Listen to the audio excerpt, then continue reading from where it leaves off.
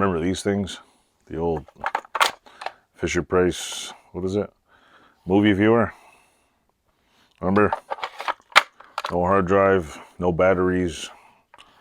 Because I don't remember these as a kid, because they were like just, I don't know, I guess on the end of the thing. But yeah, this one's a Mickey Mouse video, which is pretty cool. You could actually watch a video in here, which is pretty neat. The light went from the side here.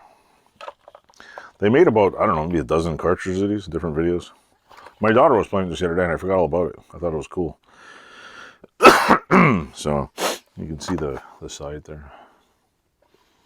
You can read this side too if you want, which is pretty cool.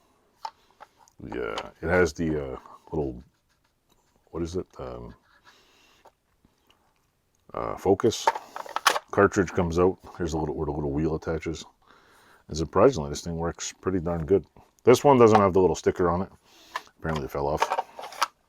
I'm gonna go on eBay and order some more of these. They're pretty cool. Cause look, it's like, you actually hold it.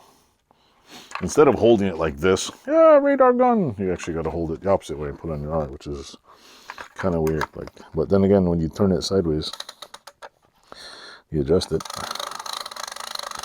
I tried putting my phone on here, record it. I almost got it recorded, but I'll probably go to get some YouTube copyright violation. But they're all over. These things are pretty cool. I mean, this thing is what, 1973? It still works perfectly. I got some toys I bought last year that don't work perfectly. So what does that say about the quality of these things back then? I mean, Fisher Price makes a lot of garbage these days, but back then they actually made toys that were pretty damn good.